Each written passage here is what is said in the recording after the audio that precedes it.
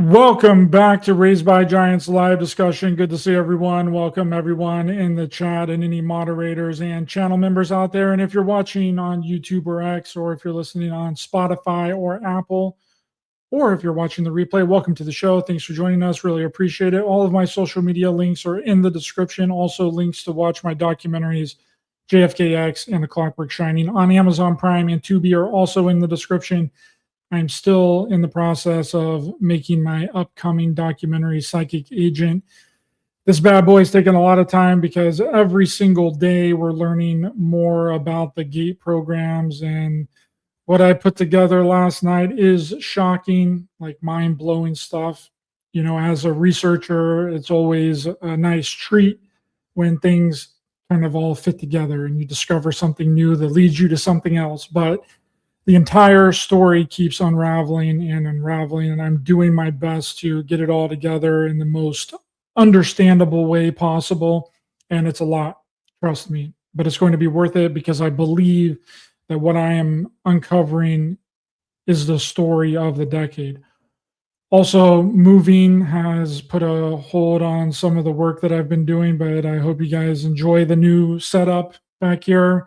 Hopefully the audio sounds okay. I haven't had time to really test it. I can make arrangements and figure out where I want to put this banner, but I can change it and evolve it over time, just like how our reality is changing and evolving every day and new stuff gets revealed. And here to talk with us about the coming changes is David DuByne, the creator of Adapt 2030 channel on YouTube, discussing energetic changes on Earth as the sun repeats its 400-year cycle of low activity, affecting global crop production, the economy, and everyone on our planet, with a timeline with what you can expect from now to 2030. David DuByne, welcome back to the show. Thank you. And beyond 2030, because I plan to still be around in 2031 and 2032. I think that Raised by Giants large banner in the back, if we put a bunch of baby harp seal pelts in there and then wrap ourselves, we could protect ourselves from the Arctic cold. Just wanted to be politically incorrect right off the bat. Why not? They're going to be shadow banning, talking about grand solar minima. Might as well just add another layer in the cake there of forbidden topics. Well, do you think that these record-breaking cold fronts and storms that are currently happening across the U.S. is a part of like a cyclical cycle? I mean, some parts of the U.S. and the Midwest and the East Coast haven't had temperatures this low in nearly, when was some of the coldest, like early 1900s? Is this due to the grand solar minimum where things are actually getting colder, not warmer, when they've essentially being gaslighting us into believing in global warming and how everything's heating up? That's the age-old question that I wish we had all answers for. So the records go back to the 1880s, and that's the official beginning of what you consider the official temperature record. So when you look at these records broken, they broke it back to 1888, 1883, 1887. I want the records going back to 1650. I want the records going back to 1320 AD. I want the records at 812 AD. I want the records from 535 AD. We get these proxy data temperature sets that blow anything away that we have on established science on how they can recalculate temperature based on like rainfall patterns, different types of isotopes that are within rocks or stalactites, or pollen count in lake core drilling sediments, how much extra pollen was blown in the air and landed in the water and sunk to the bottom, that they find undisturbed lakes. They can go back, a couple thousand years. If there's more plants, it's warmer. If there's less plants in this certain type of pollen, then there's less of that. I mean, it's temperature cooled. Tree rings, you can go back 300-400 years. Some trees, 2,000 years. A lot of stuff's been buried in disasters that were calculated to a certain year, and they could find 500-year-old trees that were ripped up in that disaster. And if they know when it was, they can, trace things back, add a few years. The temperatures we're seeing right now, in the grand context of things, they're nothing. We go through ice ages and come back out again. What we're seeing now is that's a rounding error in an ice age, right? So, I mean, it depends on what kind of length of time you're looking at. And who has the information about the cycles recurring and how these temperatures really ebb and flow? We have good data back to the early 1800s. We got mediocre data back, further, depending on what types of research and associated sciences you want to overlap on that. So is it related directly to this? You can't really ping one single event on a grander mechanism. Could it show you something maybe trending toward it? Possibly. I would err on the side of a depleting magnetic field in addition to magnetic punch through and reestablishment, knocking the polar air masses off continuously now as an energetic influence. That's where I would leave it. Let you take it wherever you want there. I mean, Well, what we're seeing is a new magnetic establishment, a new North Pole trying to be established that doesn't have enough frequency and intensity to reestablish the geomagnetic pole, not geophysical, geomagnetic, but it's trying to. And when it does, and those electrified currents comes in, that's what's causing these sudden stratospheric warming events and knocking the polar vortex off. The battle of the poles is upon us. yes, and I kind of want to go gloves off right now because some of this stuff is completely ridiculous that people don't understand how global warming predictions have been made for the past 50 years. I want everyone right now to type into Google or whatever search engine you use or even into your GPT and just type in, how do scientists predict global warming? Okay, and just take a look. And right here, you'll see that how do we predict climate change? Okay.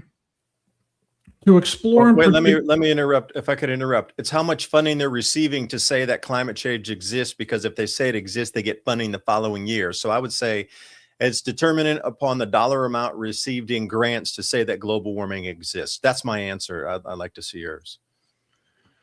Well, yes, I agree with that too. But to explore and predict how climate change will change, researchers create computer models of the real world. Okay. So it's a computer simulation model. Okay, so a bunch of scientists and engineers put together a computer simulation model with a bunch of data, and the computer spits out the predictions. It's a damn computer simulation, Dave. When it says model or models, that means computer simulation. Okay, and this is very important to understand because it doesn't mean that the model is correct or even true, because it can only work within the information that's fed into it. And once you understand that, the entire global warming narrative has been based upon computer simulation models, things start to make sense. Go to any website about global warming. Go to NASA's website. It'll tell you the exact same thing, that global warming is based off of computer simulation models. And you can even take this a step further into COVID or into cancer predictions. Okay, type this into Google right now. Actually, let's just do this ourselves here. Hold on, let me get this off of the screen. Okay, let's type into Google, how do we predict the rate of cancer increasing in the coming years? Okay. Scientists predict increasing cancer rates by analyzing demographic shifts, aging and growing population, lifestyle factors, obesity, diet, and smoking and cancer registries. Models project a 77% increase in new cases by 2050. This is the key term right here. Models. Models mean a computer simulation. Okay. And once you understand that all of this stuff is done through computer simulations, okay, you can, and how scientists predict anything is all through computer simulation. Here, let's do one even better here. Let's go to Pfizer's website and let's read the actual science here, because that's the only way. The science, Dave, is if we read about the science, right? So only thing that makes sense. Okay, let's go to Pfizer's website. Mathematical sandbox: how quantitative systems pharmacology steers safer and faster drug development. Okay, so then if you scroll down here, predicting patient outcomes from the onset. Quantitative systems pharmacology is a high-tech branch of biomedical research that aids drug development from discovery through clinical trials and beyond. In this field, scientists build mathematical models to simulate interactions among medications and their targets. Okay, it's a computer simulation model. This is how Pfizer tests its medications, is computer simulation models. And it pisses me off that people don't understand this. I know you remember Event 201 tabletop exercise, Dave, that was done by the Gates Foundation a few months before COVID hit in 2020 to simulate how the public would react to a global pandemic. That was also a computer simulation model. And that one was just the tip of the iceberg. This is how every company, organization, government, and scientists get their information, is through computer simulation models. Okay, my rant's over. Sorry. Well, I'm just wondering what the model on Event 201, how closely it replicated the outcome of how people behaved on the planet during that time, or, like, at the end of the model run, they had to have known that there would have been a pushback effect where people would have seen through the illusion, said, hey, enough's enough. You just guys are asking too much. Now there's never going back to normal. You're just disrupting the lives, like to the Uber now. It's just like, this isn't going to work anymore. Like, it doesn't make sense. Like, that had to have been built in the model too. I'm wondering how closely it ran with that until the disruptive phase where they knew they had to turn it off because it would generate too much social unrest of people pushing back against their policies, that they just said, okay, it's over. Everybody go back to normal again. We're all good. Bye. Thanks for the data. Yeah, it's just unbelievable that this is the way that everything is ran. And you can do this with anything. Type anything into Google and how scientists predict whatever. This is how they do it. It's computer simulation. This is how we do it. Back in the day. Look at it again. This is how scientists do it. I had to get that off my chest. I've been holding on to that one for a long time, Dave. Yeah, me too. I've been wanting to dance for a long time. I'm glad I could, let a little loose here on the show. Hey, there's another virus that's coming out of India that now they're starting to clamp down in airports across Thailand and Laos and Malaysia as of today, and Singapore. If you haven't read the news, I forget the name of it. Came out of India. Some kind of animal jumped into a human or whatever. Now they're starting to not lock the airports like they did before, but they're setting up all these screeners and all these kinds of crazy things like they did in the beginning of COVID. It's starting again, but it's in Southeast Asia as of today. So the airports are being frightened and paralyzed. Expect delays because you're going to have to go through extra health screening. I kid you not, it's begun again. I forget the name of it. It specifically started in India this time. Well, there seems like there's a new one every couple of months around flu season. Whenever winter hits, there's something new. I mean, how many variations of COVID did we have? We had like 5 or 6 different variations that all happened back to back to back to back. There was the Delta, the Beta, Theta, like what? And how easily were people led? See that fear factor too. Again, if you're looking into long-term climate variability and you understand that crops are going to be lost up to 20-30% lower yields globally than we have now, it becomes simple math. Like, how much do we have in the warehouses and silos and barges and grain storage along like riverbanks and whatever? And how much are we going to produce every year? And then there's that, okay, we're going to produce this. Oh, that's 10% less than we did. Okay, we got to dig into 10% of the carryover stocks or 10% of the like the warehouse stocks. Okay, well, how much of that do we have left? Because I have been following this since like about 2012. And I remember that when the World Grain Assessment from the USDA would come out, we were around 750 million tons of grain. Now we sit at around 250 million tons of storable grain or carryover stocks. Do the simple math on that. That was, a little over 12 years ago, 13 years ago. So if we're at that rate and the declining crop yields are really starting to kick in now, you might be told in the American news, oh, we got lots of grain. Oh, yeah, we do, because a lot of people stopped importing from America. So we're sitting on piles of it here.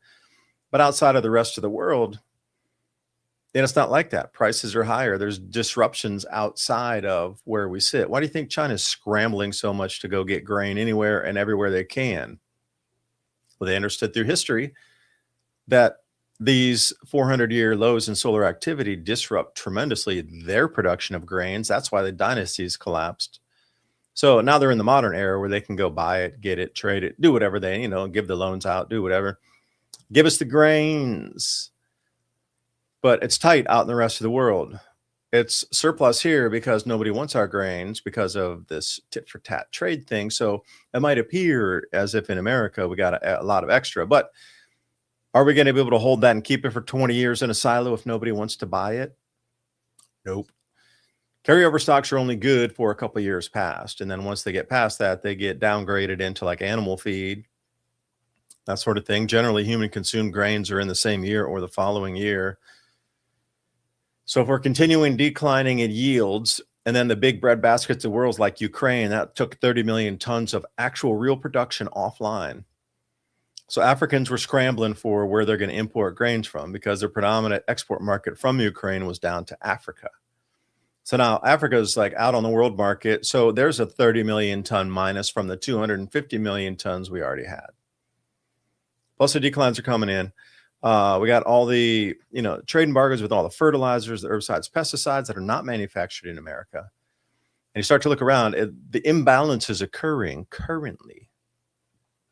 If you were modeling this out, you would scratch your head and say, I wonder when we really need to wait to tell people. Because I was super clean after doing the research and speaking with all those experts that were like 100x above me, understanding all of this. For those years on end, doing endless interviews and reading, doing like you do, like 10,000 hours of research to understand what this thing is and how it is going to affect us here, came to the conclusion that, well, maybe you wouldn't want to tell everybody because they're going to panic in advance. But at some point, we're going to come to that rollover period. And, and I kept saying, okay, just on like a 50,000 foot view napkin math, prices are going to go double and then they're going to go triple.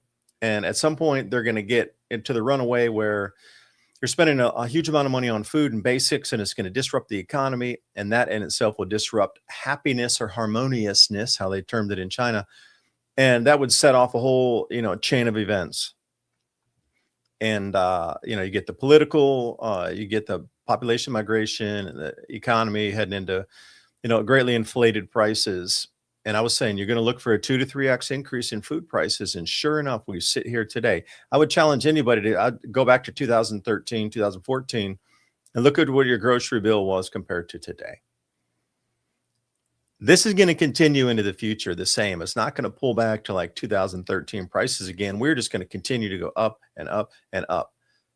And the more that the dollar devalues and the higher the price of all the precious metals go and all the commodities, copper, zinc, whatever, you never name anything, it's going up. And the food prices, I really believe this is the last year they can control the food prices, because if the COMEX can't control the silver price and they're not going to be able to control the gold price anymore, which is the entire base of the monetary system globally, they were not going to be able to suppress that on paper anymore. Do you think they're going to be able to suppress the price of, say, corn and soy on an international market? I'm going to say no way. COMEX is going to have difficulty holding through the next 6 months or a year of even holding together silver, not only pricing, but delivery. And once Humpty Dumpty breaks. It ain't coming back together. And I would imagine that the suppression of grain prices is also going to get let loose. And on the real world market, grain prices should be substantially higher than they are today, which rolls back into where's the farm financing come if we come into like an economic contagion event, because an enormous amount of our grains grown in America are subsidized to the hilt. So much money goes to these farmers, which I love that we can still produce food here. But if there was some sort of disruption in the government providing that service, your grains would easily double plus, maybe even to be triple, just for them to come to the break-even point. You realize the amount of inputs farmers need to go? They're getting upwards of $3 to $4 just for corn And you look at that and go, you would have to actually add that price on top of what it is now, and that would be at least more than double the price. I'm not sure exactly what it is today. Haven't been following the grain markets exactly minute by minute like I am on the metals markets, more or less. Metals markets come first. Everything else moves after that. They've been pressing down metals and grains and everything for so long, but now the cap's getting let loose. So that pressure valve is no longer contained. So what would a doubling of like warehoused grains do to the end price of you getting something out of the supermarket is the question. And that's where we sit right this second. Well, which was all forecast, not through using computer models, using history as a crystal ball into the future. Because I believe historical records far more than I do anything. Now, Ryder, if you were able to look up GISP2 ice core data set, this used to be the gold standard. This is the Greenland ice core data that before global warming really got kicked into high gear. It's called the GIS2 or GISP. That's a Greenland Ice Survey Project. GISP2 ice core. Temperature reconstruction lasts 10,000 years. This was the unequivocal gold standard. Nothing that they reconstructed the entire temperature from the exit out of the Younger Dryas era by using Greenland and then equivalently Antarctic ice cores.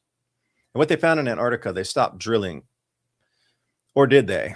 But they ended up bumping into a bunch of stuff under the ice there. And that could be a whole different show. But anyway, we'll keep it just on this here. GISP2 ice core data set lasts 10,000 years of temperature. And what it showed was it was far warmer at the 8,000 years, and they had a subsequent drop off in temperature. They call it the 8.2 K or 8,200 years prior. Cooling event, Minoan warming, Roman warming, medieval Holocene climate, optimal warming, and we are subsequently dropping off. We're cooler today than we were in several chapters of history going back the last 12,000 years. Now, that was cool and everything was good with it until we started to need the excuse of global warming. Then that data set got totally thrown out. I think it was the IPCC's second report that they quit using that chart and data. In the beginning, they did. They were trying to prove something, but it disproved what they were trying to prove. So that got thrown out with the baby in the bathwater, whole thing, a whole tub. It just got tossed out of the 50th floor, all of it. So what were they trying to mask? Well, if you understand, history leaves a lot of clues of rises and falls of empires, rises and falls of civilization, kingdoms, fiefdoms, emperors. Then you're just like, well, what caused that? That's not a computer model. That's what happened. Now, you can't really model anything. And I think this is very important to go into as well, like models, computer models.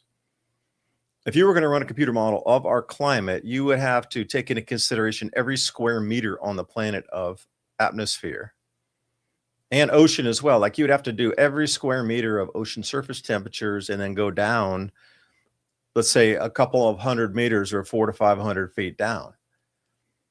And there's no way you can model that in real time and tell me that you know every temperature of everything with the knock-on effect to the next thing, like every butterfly effect mapped out by the square meter. I'll even be generous, say square kilometer, square mile, 6 foot all the way up to like, say 80,000 feet, every square mile mapped in real time. Every square mile of the ocean surface, then you'd have to start to get real granular and cut it down like 6 inches below, foot below, because the water temperature drops much more precipitously off into the cooler than air temperatures do, right? Like you'd have to get down to that kind of granular modeling to really get some sort of analysis on this thing. They're nowhere even close. They're not even remotely. I mean, it's absurd to think that you can model the climate on having a couple temperature stations every few miles away, only on the ground surface, and you're putting them in the cities. There's a few like rural stations left, but then that's supposed to be a homogeneous. Like there's a whole bunch of areas across the ocean. They don't even have buoys out there to measure temperature. They just estimate it based on the things around it. And they just like color it in whatever color they think it should be for this month to try to push the agenda. Because you got to realize this all moves to in the end here, ultimate control of tracking and tracing. You might ask yourself, why are they doing it now? Well, they want to know where every grain of, grain of grains is going. They want to know where every kernel of wheat is inbound or outbound from. They want to know the consumption levels. They want to know what you're consuming, what they're going to allow you to consume. Can you imagine the global food production drops 30%? There's going to be rationing. And they're going to want to know where the food is. The food is going to be the most valuable thing. So if you already have a mechanism in place to track the food from the field, that's going to be the first thing. And then we've already set that up over the last 30 years or so. And now it's coming into the human consumption domain of what you're going to be allowed to consume or not. I don't know if they're really going to try to give everybody food equally. I think it's just going to be, you're on your own. And that's why I'm so heavily into, not prepping in terms of like, oh, the grid down for the rest of your life kind of thing, but just supplementary into your daily needs. Like make that a habit of life. Like you have to think as if the entire system, centralized delivery is just going to fail. And food, water, security, medicine, you're living a pioneering lifestyle. In addition to the high tech, you're kind of in that blended middle there. So it's all about the food, always has been, always will be. And there are these tricksters who are trying to say it's about CO2 and it's not. Did you find that ice core data set? I've been looking for it, and there's a bunch of fact-checked ones that are saying the opposite, and then there's like all it's just difficult to find one. If you can find a link and just you can certainly share the screen like you did before on a Google and just put in GISP2 10,000 year temperature reconstruction. I will point the one out to you. That's the true one. The original one, Dr. Lapie was also on that. You might see something where it says Lapie on the bottom, LAPPI. But these were the top-notch, top-of-the-field scientists that had put this together, and it was a collaboration of them from multiple nations, drilling the cores, putting together. They found where all the volcanic eruptions were that lined up with previous accounts of eruptions because it left ash layers in. There were cometary debris trails coming through. Yeah, can you go into the images on that? Images. Got it. Oh, there you go. Top left right there with the red. Yeah, that's it right there. That's probably the best this one. was the one that I was looking for, but I couldn't find it on any link. Yeah, they're really difficult to find on websites. You have to go right up to the images because they are obscuring this information in what's considered like a regular website. So every one of those spikes up that you see, that's a red spike upward. That's a spike up in temperature. We're only in the modern era in, say, the far right where the blue is, say, the last 300 years when we even had steam engines to deal with. So I would like you to explain how we had these up and downs in temperature. The 8.2K event is what you can see, that really deep drop off the left side of the chart there. But what subsequently caused those temperatures to rise to far above where they sit today? And this chart was the gold standard that was there to show what human history was in terms of why things collapsed in the past. And because it disproved what the new CO2 was trying to tell you, in the way it works is like CO2 drives climate. It's warmer now than ever. But this is the very best set they had from, the beginning of ice core drilling was this. They could reconstruct it by seeing the CO2 in it. And the CO2 levels were actually lower when the temperature was warmer in all of these spike events. So that disproved right there. And they're like, oh, we can't let anybody know. I mean, the CO2 was way lower and it was warmer then. That way we can't, that excuse everybody, even a kindergartner will see through it. That's my rant. Yes. Right. Because they're blaming CO2, high CO2 levels on global warming. But if it was lower whenever it was hotter, then it doesn't make any sense. The whole thing falls apart. Are you able to widen that out there on the chart there? Can you make it a little bit wider screen, or are you unable to? I know some of it's tricky with the image. When I click on it, it goes to this fact check thing. Oh, you have to go right click, open in a new tab, and then share that tab. They got all the tricks, man. They're trying to stop you from finding this different information. And I'll tell you a story. I was running through Grok and I was asking Grok, I was saying, hey man, I'm completely shadow banned everywhere. Why is that? And he got into, or it did, it was like, well, you're sharing things that might not be exactly factual. They're factual, but they're not exactly factual like they should be factual today. And I'm like, what the hell does that mean? He's like, well, this data set here, it's a regional data set. It's only good for Greenland. I'm like, bro, this thing was used to show global temperatures for like 30 plus years. Come on now. And he's like, well, it's a regional thing. And then I showed him all these other charts of these regional, like the Northern England or the English temperatures. It's the longest running data set in all of our temperature records. Goes back to the middle 1600s from England, flat. And then what Grok said to me? Well, that's a regional. Okay, and then I showed him one from New Zealand. I showed him one from America. I showed him one from Germany. I showed him one from over in China. And then he kept saying, well, they're regional. I'm like, well, how many regionals does it take to make a global? And the answer was, well, it's just regional.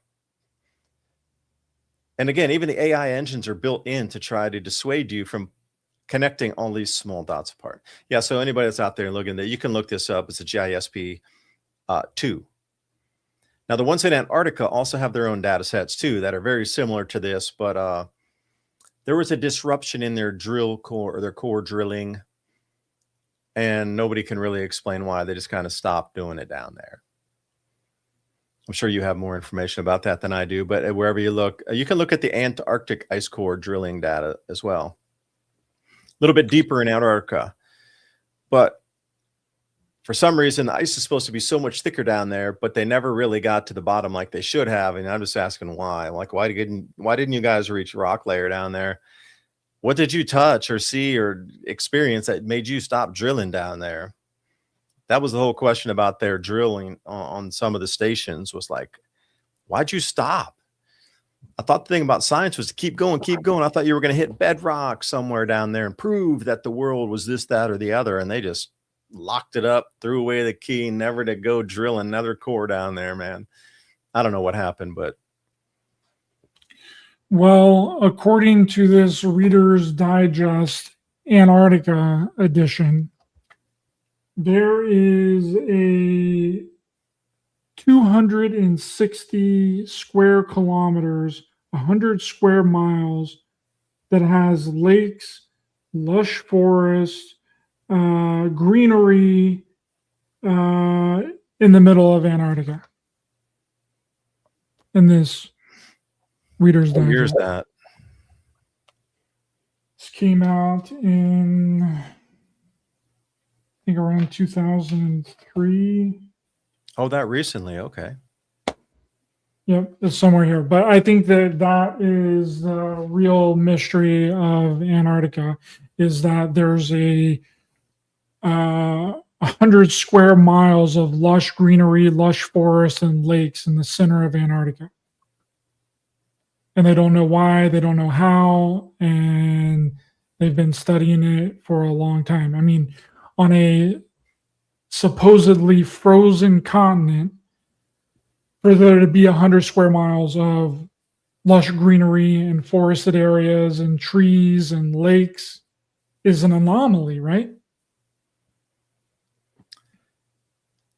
The only two possibilities I could think that would make sense for that is a magnetic field line has established itself for an incredibly long time, highly electrified, that raised temperatures in that area. Or there is a volcanic breakthrough that allows heat to escape through that on multiple areas. Or perhaps the magnetic field line caused the volcanic breakthroughs, and those two are intertwined to allow a heated spot to exist within the ice that has some sort of barrier around it, because the positive pressure coming out can push away that cold air. Those neutrinos coming out of there too is a whole nother thing that, you know, this intense neutrino emission coming out doesn't make sense either, unless there's some energy source down there. So you start to look at it. You know, Admiral Byrd, I do believe, also talked about that on a couple of reconnaissance flights. There'd been several pilots that had talked about seeing this green area. So it didn't surprise me. It's not the first one. That was connected to the Admiral Byrd Operation High Jump chapter. Yeah, well, that's only one of many. You know, that's probably the most famous. But you know, there's been others through all the way through the 1960s. This Reader's Digest is actually from 1990, so I was wrong. It's from 1990, not 2003. But that is connected. That paragraph that I just read from there is connected to the Operation High Jump Admiral Byrd. That was big discovery that they found in Antarctica was this 100 square miles of lush greenery and forest. Now, if I could throw another thing out there about that related directly to this, when we get into a more weakened magnetic field, we get more cosmic rays come in. And these cosmic rays, energetic particles, they excite these different types of magma chambers. It depends what the magma is comprised of, what it's made of. So if it's made of silica, which everybody knows silica, crystals, this sort of thing, it's called silica-rich magma. When the cosmic rays come in, it gets excited. For some reason, that specific type of magma has like an amplified effect above any other types of liquid rock magma in our Earth's crust. Now, all along, if you look at a map of Antarctica, you see that large peninsula out there. Well, underneath those ice shelves, the volcanic activity has just ramped up tremendously in, say, the last 5 years. More or less, it did start around 10, 12 years ago. And it was getting warmer, and people were going to look at these punch throughs. They're starting to get like from beneath surface melting, not above surface, beneath surface. Right? It was changing water currents because the warm water was circulating at a different speed than the cold water. And they started to get these gyres and different things happening.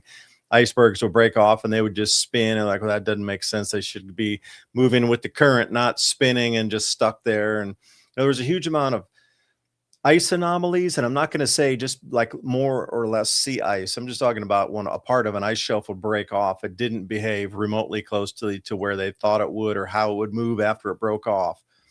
Subsurface heating did that. So just remember, warm water and cold water move. The density is different and they move at different speeds. So there's a lot of things in that, like cold air and warm air, foggy air or clear air.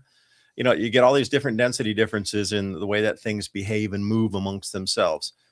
So think about that for a second. What are they seeing or finding as these areas of ice are melted from beneath? Are they creating giant cavity and pockets? Because you got to think, okay, so Greenland ice is, 1.5 miles thick. If you had a volcano that was beneath that and melting away for, let's say, 1,000 years, but it was still cold enough at the top to keep the roof of it always frozen. So there'd be that boundary layer, that equilibrium point. Like, how large could that cavern become heated from beneath the earth?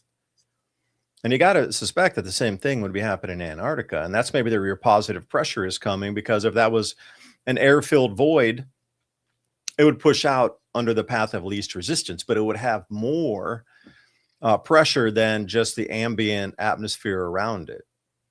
Because if it vortices or Schauberger vortex principles, you can speed water up to make it spin faster by just putting it in a circular motion. Well, with the same with air, and you think tornadoes spin slower. Why do they spin so fast? Well, Schauberger principles. So that pressure difference could be the reason you have the green there. But if the volcanoes are really kicking because of more cosmic rays, because we have a weakened magnetic field, then what is being melted and shown down there? Because before, they're finding, way back in the day this is another thing that was, when they were doing the initial ice core drilling, like they came into some areas that weren't really that deep, that were, 1,000 feet deep, 1,500 feet deep, and they did hit bedrock. But they were finding, tropical fossils down there, things that were growing on the equator previously. All right, so that stunned them anyway. Like, what in the heck? Then we started to find all the same things in the Arctic as well, as they started doing more research. But that's nothing, because all the tales, all of the stories, all of the accounts tell us that this has happened through history, that somehow they just found, like, oh, there's art. But wait, if you were to look at the old tales going back some 7,000 or 8,000 years through most cultures, they've talked about this, the repeating cycle of when it does this. So that's your first clue, history. I was going somewhere with the point, but I lost it. So back to you. Yeah, I think that it's just very anomalous that on a supposedly frozen continent, you can have 100 square miles is nothing to scoff at. That's a lot.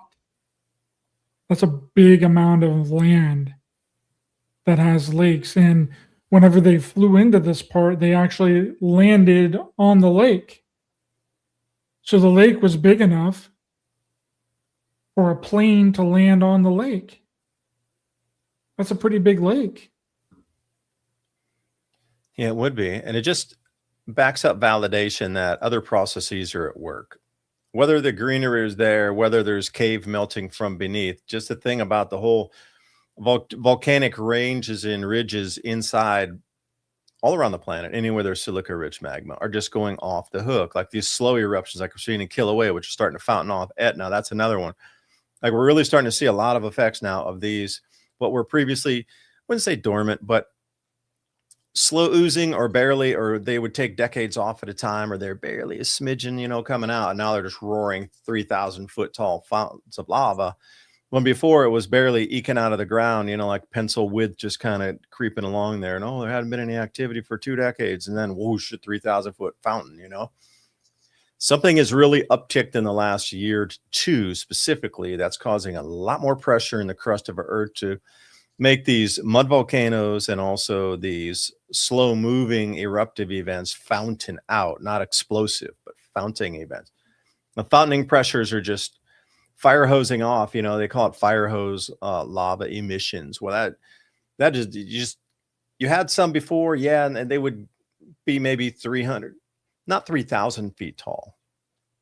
These latest emissions coming out of Kilauea, some of these fountain hoses were coming out 3,000 feet vertical.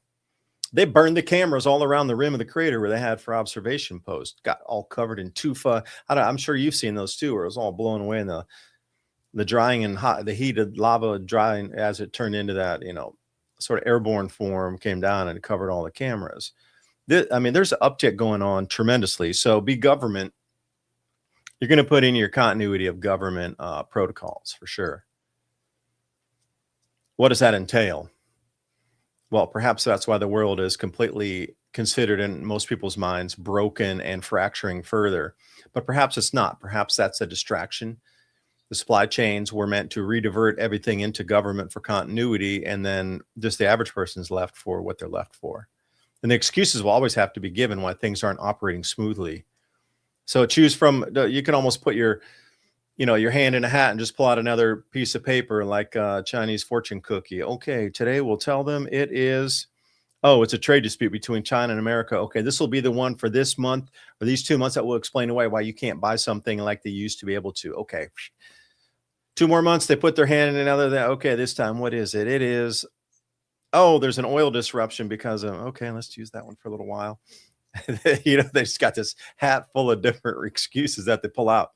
Because you can't tell me that something's not right at the moment. And you have to ask yourself, why is it not? Everybody can sense it's different too. That would be an energetic difference. So you can feel it. And you're on that side of things. Like how many people do you talk to, Ryder, where they just feel like something's off, something's different energetically? I could think of another excuse too. The evergreen ship got stuck in the canal. Yeah. We can only use that one for a week. We got to draw again real quick. A ship hit a bridge in Brooklyn. You know what I mean? Like there's been so many of these over the past 3 to 4 years, and it seems like one is happening all the time. And train the train derailment in Ohio. It's like all this stuff, and all the transportation is being hit. The submarine implosion, planes crashing, helicopter crashes, Kobe Bryant helicopter crash that kind of kicked off the whole 2020 thing. It's really, really strange and weird. Now, what do you think we should be on the lookout for in the next years leading up to 2030? What are you most worried about? You just mentioned continuity of government and how that may be put in place. Is there any, and we've been talking about food and stuff like that, is there anything else that people should be worried about before we get to that 2030 date? Because we all know about the Agenda 2030, Sustainable Development Plan, smart cities, surveillance state, AI grids, own nothing and be happy stuff. But the question is that it really seems like that people don't necessarily have the answer for is how do we get to that point? Okay, how do we get to the point of everywhere's a smart city? We're all herded into these big surveillance state, AI grids, and owning nothing and being happy, right? Something has to happen in order for that type of draconian totalitarian reality to take place. Or do you think it's going to be a slow rollout like it kind of has been moving and operating with sort of big jumps here and there? Do you think it's going to continue like that, the slow rollout with the big jumps every 10 to 15 years, maybe even 20 years in between? Incrementalism is not incrementalism anymore. They've sort of soft drip trained us to incrementalism is now a 5-minute jump, a 10-minute jump, a 30-minute, a 1 hour jump, and you accepted that what would have been in 1 minute to the next 1 minute equivalent move in whatever it is that you're following. Now it's like 1 = 1 hour, like a 60x increase. And it's going to be like this. And, it's nothing to be, you don't have to be worried about it. It's just to be aware of it so you can protect yourself. I mean, sitting around with high cortisol levels because you're worried about everything all day, that's not helpful for anybody. But you do need to be aware of the changing environment around you. And it would stem back to why is it changing? It would be my first thing. And once you can get the Rubik's Cube solved on that and you get the why, like you mentioned in the beginning of the show, like once you unlock that one grand piece, it brings you to the next Rubik's Cube to start on. The why is that whole cycles in time, collapse of food production, and then it just comes, you've heard this saying a million times, like hungry people are angry people. That's the main number one thing that has collapsed governments through history is just lack of food. It's really not a magical anything. It's just they couldn't feed the people, and people who can't get fed get angry. They might start amongst themselves first fighting, but eventually they find their way looking up, not laterally at each other as the thing to fight, which our news media is great at laterally. Go get them, go get them. They never want you to look up, do they? But looking at hungry people look up. They don't look laterally. This is the thing that every time I would encourage you anywhere in history, unless it was a cometary impact or some sort of like massive tidal wave disaster. Generally, if it's not a natural cataclysmic event, like let's say, what are the biggest volcanic eruptions that you can remember? Pompeii or something. If it's not that kind of wipeout, it's always food. Food leads to everything else. It leads to the economic collapse. It leads to the population migration. It leads to the overthrow of the governments. It leads to the pitchforks coming out. So if you knew that was coming because of a disruptive, just natural cycle that does this every 400 years, there's more powerful ones every 2,000 years. If you just knew that was the cycle that just drives through history.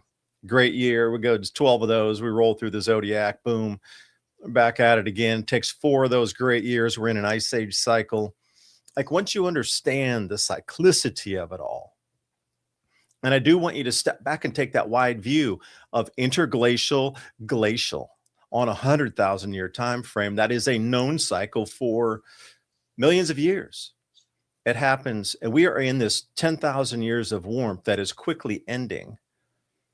Global warming cloud will say, well, no, because we have so much CO2, we're going to stave off glaciation. I'm like, that's obliquity, things we have nothing to do with on our planet. That has Birkeland currents rolling into our star, firing it off in its plasma sphere. That has nothing to do with us. I don't care how hot you make this planet. When that star, that yellow thing to the left, decides to do something differently in terms of output, we have nothing to say about it. But there's a cycle within that too. Now, once you start to know these cycles, then that's where you get back into that Rubik's Cube got solved. Like it's all based on solar activity and the ability to grow food. And then that's kind of the base thing. Oh, wow, I figured that out. Okay. Only took me 10 years and, all those interviews and all those other people to put this together, and then doing a bunch of research. And, like you do, you go out and do a huge amount of research and eventually you click on something. Like that leads to the next thing. What's the next thing? How are you going to control the populace once you know that this cycle has started and it's intensifying? Now you can throw a million excuses at the wall here, and then eventually like those aren't going to work because people with their own eyes, they're going to see it. And then what? Then you're going to have to do what you just described. You're going to have to start to control the people with an iron fist. Like the awareness phase of this whole transition is where we sit right now. People are becoming very aware. Energetic changes are coming. People's minds are firing off information differently. But at the same time, they're noticing that these food prices are never coming down. Our economy is shifting into something hyperinflative. And governments are also very, very aware, much more than you think they are, about every single minute microscopic change. That's what they're modeling. They're modeling the changes of the awareness of humanity until that becomes a problem, where their safety becomes a problem, all based on these cycles. And once you frame that in there, then you just look for, okay, where's the start point? Okay, will it be super strong in the beginning, or will it be sort of a gradual, like you say, a gradualism, incrementalism in terms of amplifying? Like, how much stronger is it going to get? Like, through known history, how fast did these things onset, and how strong did they get, and how quickly did they get strong enough to upset the apple cart? Well, actually the grain cart. And then you start to look at it, and then, you just piece it together through history. Now, what is unknown currently, at least through a lot of people I talk with, is the duration of the cycle that we're dealing with. Is it a regular 400-year cycle, or is it a 2,000-year cycle? Or is it something larger that's stepping us off into the first step down into the next glaciation? Like, you got these different levels and more powerful cycles within cycles. So that's the unknown right now, is where do we sit in terms of like overall timescape of the cycle? But one thing's for sure, these things that you're being fed in your mind that we're going to move to perhaps will never metamorphose or, crystallize into our reality. They're meant to keep you inactive and scared, non-productive, in order for government to prepare for these changes. And then they'll just lock up Noah's Ark and see y'all later. That was all a big old giant mind operation. We're never going to get these cities. We could never build them in time. We don't have enough resources. Shit. This is another fact for anybody. The amount of data centers they want to build. Forget the AI cities. We're going to forget this. We're just way back at the baby footprint here of like building out the data centers to even run all this. We have to mine more copper in the next 20 years than we've mined in all of human history combined in the last 10,000 in the next 20 years. That's simple math. Simple math. That's not going to work. So then it makes you step back and say, all right, well, why are they trying to explain away all these shortages? They're trying to condition you that you're going to have less in life. That's already a given. You're going to have less air flights. You're not going to own your home, which means for me, finance system's going to get so disrupted that you're going to not have traditional ownership of things, because the financial system won't, it'll collapse so completely and fragment that it won't operate in the same way, which brings me to a point. Please back everything up on paper that you own, because after this event, you're going to have to prove ownership of what you used to own.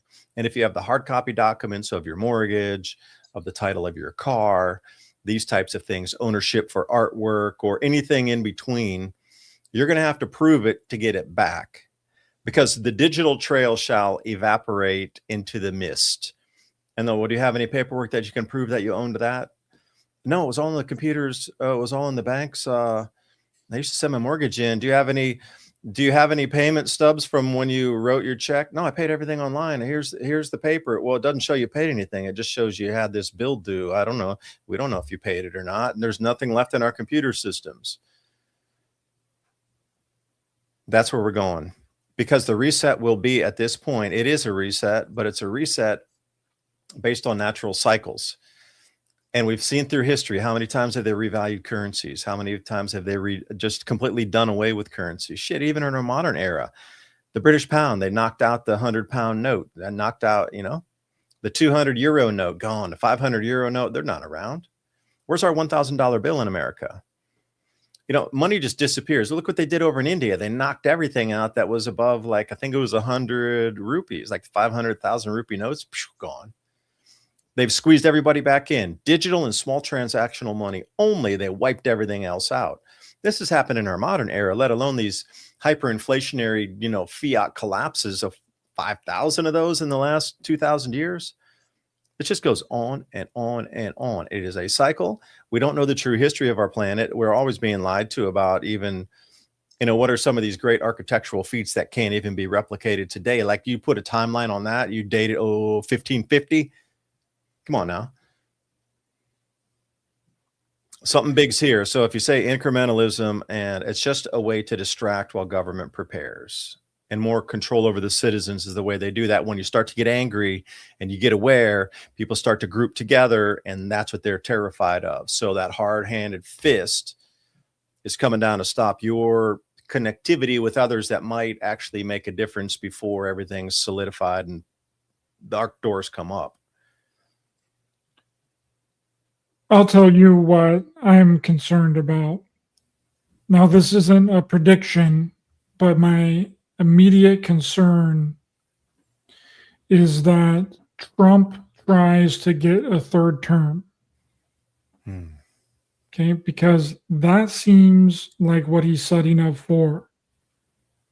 And he may believe that he has the grounds to do it. Okay, if he can prove that the 2020 election was stolen, if that happens and he sues these people or he proves it all, then he can feel that he has the grounds to actually attempt to run for a third term. Okay, and that will tear this country apart. And the so-called predictive programming has already been set up for this in the movie Civil War. Did you see that movie that came out a few years back? No, I'd heard about it. I should watch it, but I just didn't want to bring myself into that energy. I'm just trying to, as again, I showed you in the beginning, I'm just trying to create reality this year. I'm really not, my whole purpose of living and existing this year is to create reality versus being dragged along by it.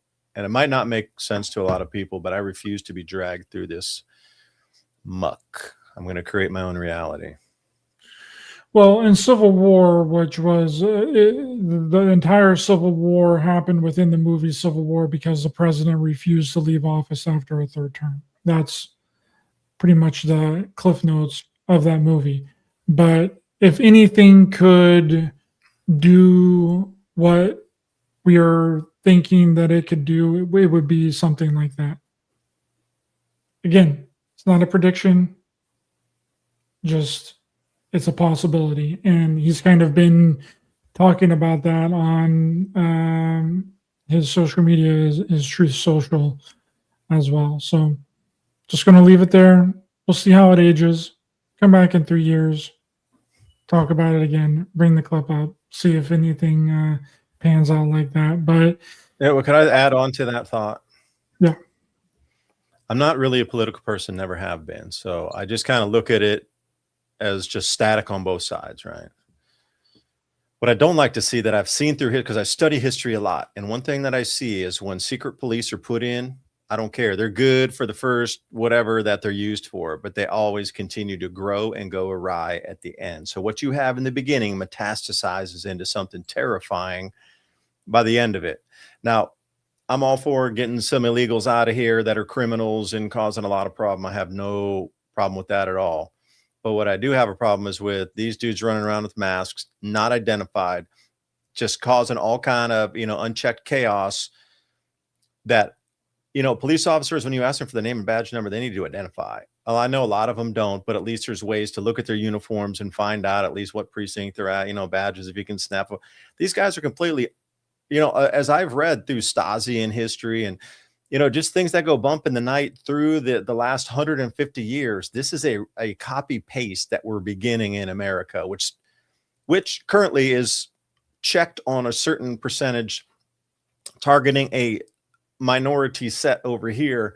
But I tell you, through history, it's as soon as it gets into a different hands, it's re-reverted to the next set over there. And then somewhere in the middle, it morphs into this just giant apparatus that scoops everybody in. And you have seen it again and again and again in time. I don't care if you go from the Roman era or if you come all the way to, Pol Pot's Red Army, or anywhere in between from Stalin. And it just doesn't matter. The Russians and their whole, and then there's just the secret police that run around in all these places that you've seen. We look in at that and go, how could they let that happen? How can you have secret police just running around, rounding people up, making them disappear in the middle of the night because they don't believe politically what you say?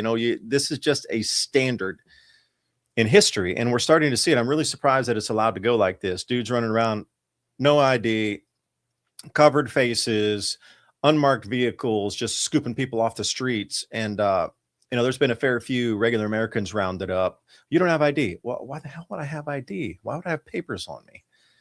And I'm looking at this from an objective view going, this is terrifying, because in history, it's just, it gets out of control, and it'll take 50 years before it gets under control again, based on the previous, at least records through, some horrendous events. So just, I'll add with you, come back in 5 or 10 years and see where this secret police force has gravitated or morphed into after 10 years. You probably won't sleep at night, whether you're an American citizen or not.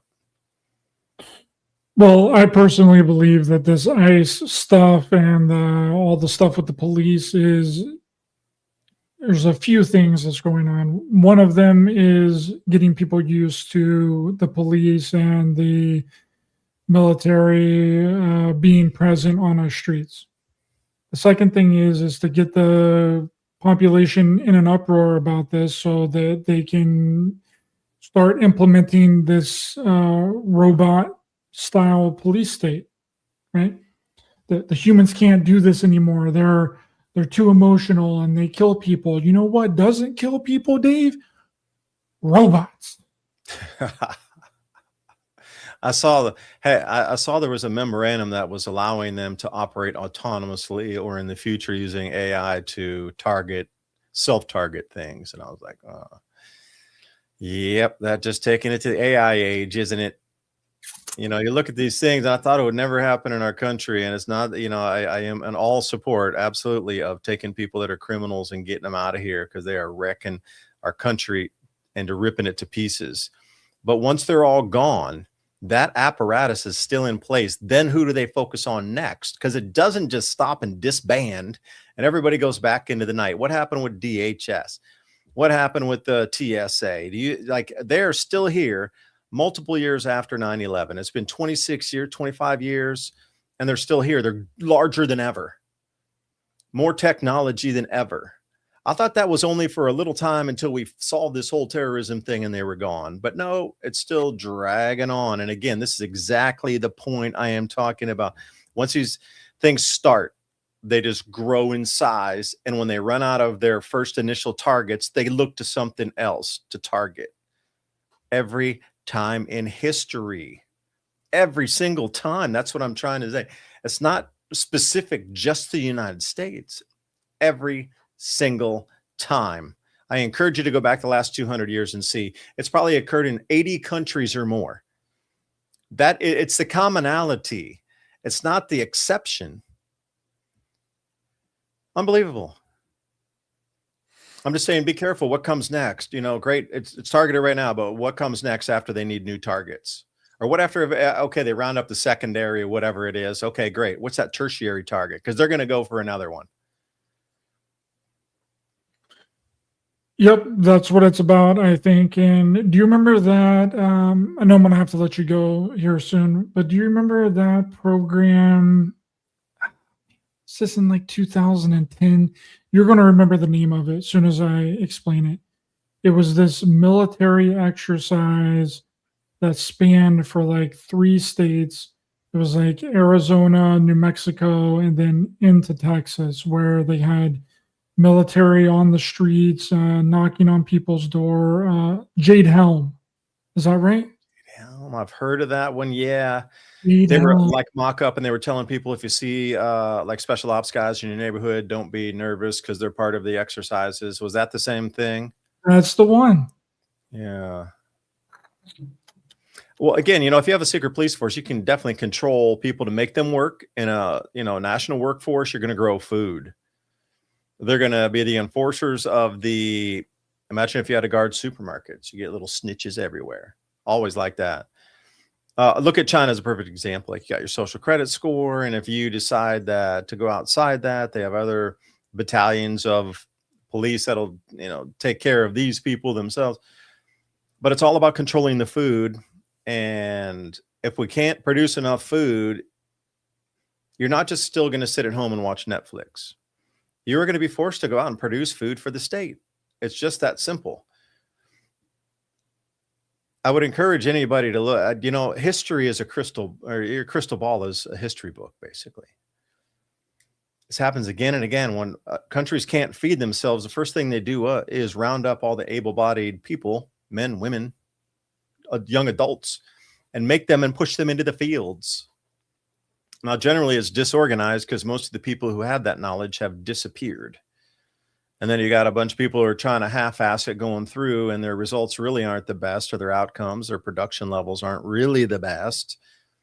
But still, it's tried again and again and again. When the famines come, or when the failures in crops come, they round up. And I'm not saying round up and put it in the middle of the night kind of prison, but they just knock on everybody's door and like, you're coming to the workforce with us. There's no other choice. It'll be very much like Ukraine. They come around, they grab everybody, and you're going to work to grow food. You're going to get in the fields.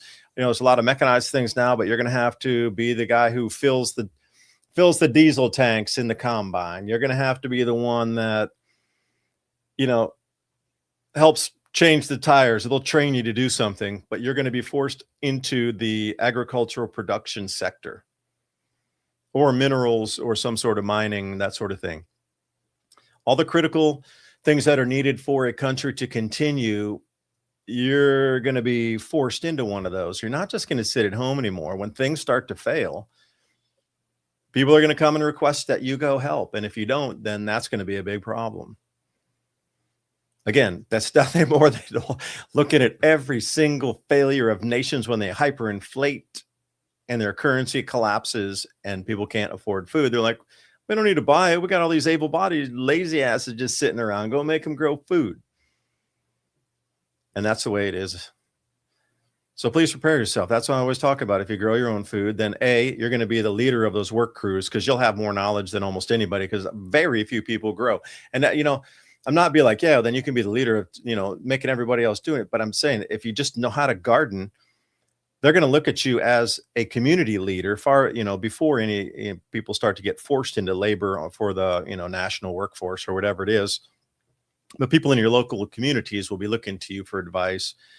And then there'll be other people who grow food too. Then you become the community leaders of how to produce food. And that is such a valuable skill. Like old blacksmiths, people who still know how to do that. People know how to save seed. People know how to can or process foods to make it storable for longer periods of time. Like, that's old grandma stuff. Very few people know how to do that today, comparatively to what it was in the 1940s, when, almost 100% of the population knew how to do that. Like, those kind of trips or tips and tricks that should be part of your lifestyle anyway. If there is a workforce that's required that you have to go to work, they're going to want to know what your skill sets are. And you're like, well, I have a farm.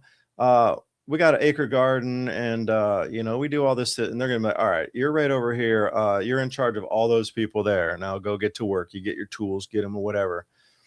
What do you think comparatively as to 1940 or 1945? How many people really know how to can, store, dry, save seeds, fix tools, do all this stuff right now? Percentage wise, I would say it was almost 100% in 1940 or 1945. Today, less than 1%, probably. I think it's a little bit more than 1%, because some of these things are really starting to come back from what I'm seeing, but not much more than 1%, maybe 2 to 3%. Okay, 2 to 3. That's 97 other people that don't know how to do a single thing. Yeah.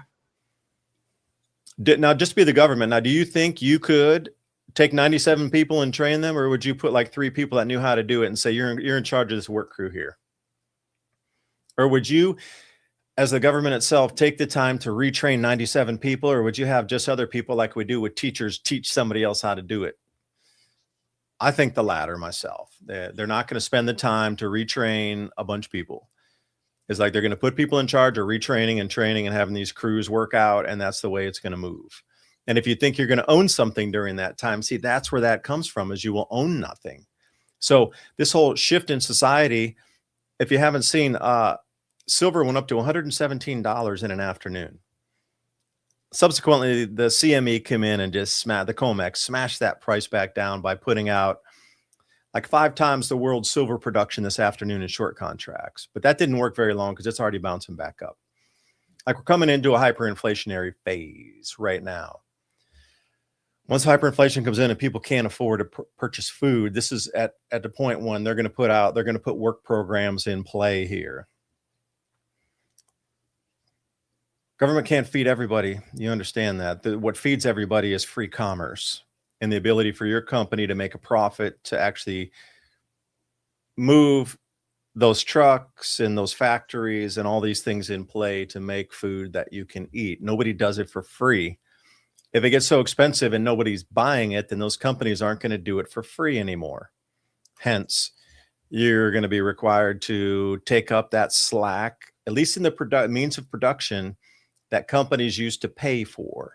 But since they'll no longer pay for it because the medium of exchange will have broken and fragmented, you will be that medium of exchange for a minute. You're going to be the ones that are going to be required to do that means of production.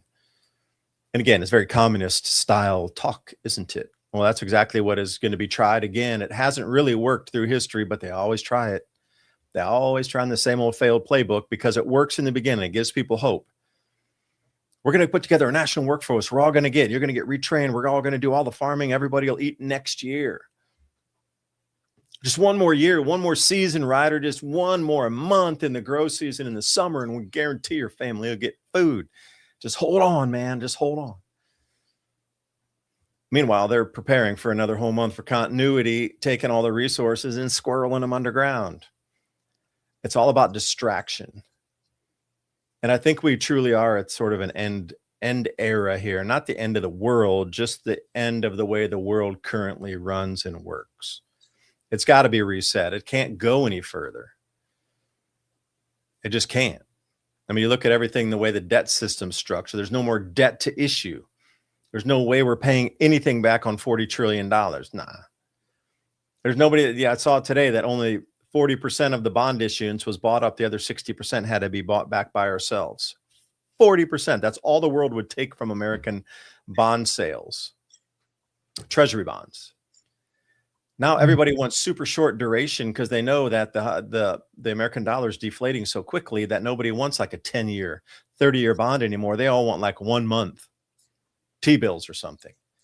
Like the whole way that economy even functions on how we sell debt. We have to instantly pay it back in 1 month, 6 months, or less than a year, or else nobody wants to buy it. So the buyers are coming in on super short-term debt. Anything long, we're buying it back ourselves. Because nobody in the right mind is going to buy a 30-year treasury note. Are you kidding me? Oh yeah, I'll pay you back in 30 years and I'll give you 4% on that. And you're like, wait, you guys are running at like what percent per year? Can you imagine trying to buy some sort of debt issuance out of Argentina or out of Venezuela? They're running at 600% inflation in Venezuela. And what are you going to give me, a 4% return on a 30-year note out of Venezuela? That's exactly what they're seeing starting to happen here. So we had to buy our own debt back. And everybody else out wants short-term stuff because they know they can roll it next month and get some money back. It's not going to inflate that quickly that I can still get my percentage back within a month or two, 6 months or whatever. And that's the way it's gravitating. And that system is completely broken. So the only way to bring a new system in is bring a new system in.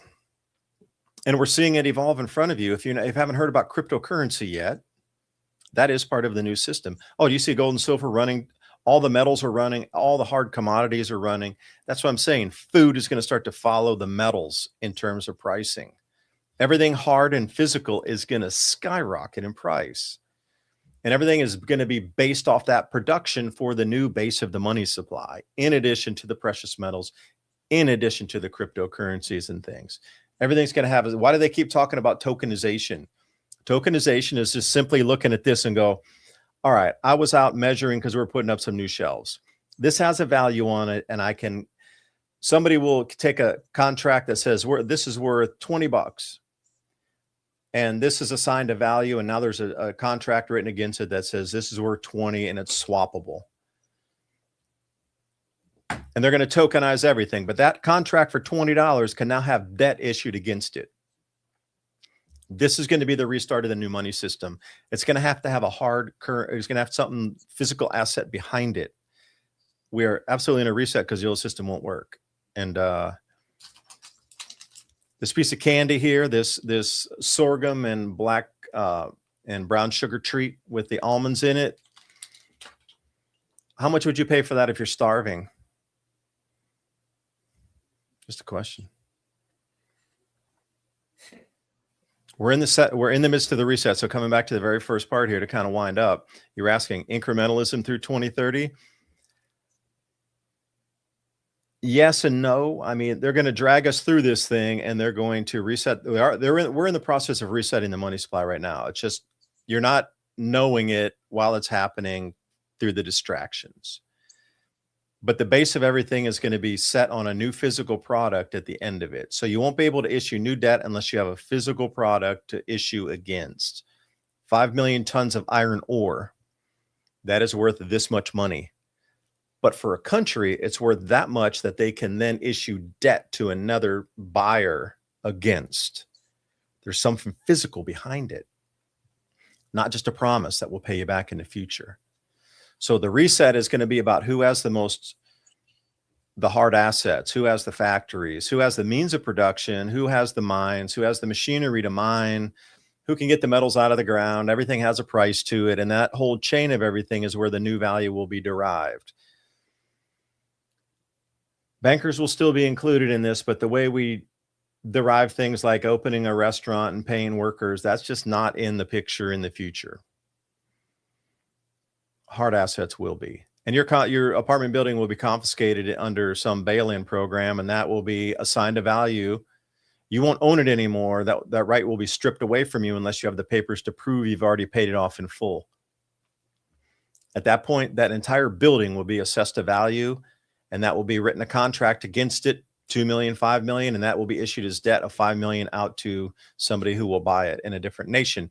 But thing different that there's a physical thing behind it. It's not just me printing off money from the Federal Reserve and then, it's something very different. So when you hear tokenization, assets, these sort of things, tokenized economy, that's what it's all based on. We're in the middle of the reset right now. It's just, I don't know whether it's going to be a runaway event or whether it's going to be, how many years is this going to take? Because so far, at crypto in 2017 until this point, they've kind of brought it into the mainstream. But how long before the full turnover into it becomes the new banking system? It becomes the new operation of how goods and values of assets are traded amongst the planet and issued for debt. That is the question. I don't know if it's going to be runaway or not. That's kind of where we get into the incrementalism. But then that's just a whole different layer than food production. So everything we're seeing is resetting at the same exact time. That's it. I don't know. Happy Monday, everybody. I definitely agree. It's some very valuable information. I hope people were really listening to all of that. Yeah, let's wrap up here. I know you're in a kind of a time crunch here. Can you let people know where they can find you online? Give your 2 YouTube channels. You got 2 YouTube channels now, and you have a website. Plug that for everyone. Yeah, the website and the podcast are connected together. The Civilization Cycle podcast. So the name says it all. Civilization Cycle. That's what I talk about through the podcast, is these seemingly disconnected dots in time that show a larger picture if you put them all together. And it's just cycles.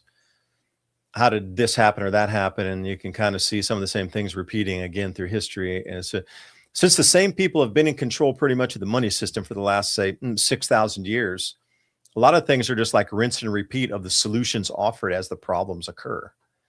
So, I mean, that's pretty much the easiest way to look at it. So there's nothing new under the sun. That's another thing. There's really nothing new under this. It really isn't. They're just going to rinse and repeat the same. So once you start to look at these civilization events and problems, and you just see how it all works and flows together. And that's the civilizationcycle.com. Civilizationcycle.com. Got a newsletter there you can pop up. We do bullet points on the show notes and that sort of thing. Adapt 2030 channel is where you can find most of this video production, which will be, I'm going to take Ryder's and our interview and throw it up on the Adapt 2030 channel. So you'll see it there too, and both places. So thanks for letting me come on. Please join us on civilizationcycle.com and continue the conversation, because we all have to be in the conversation. Although I hogged the whole time here talking tonight. Thanks, Ryder, for letting me hog the mic. I like it. I like it. I like to let people talk and get everything out that they want to say. And I appreciate your time this evening, Dave. And I appreciate everyone in the chat.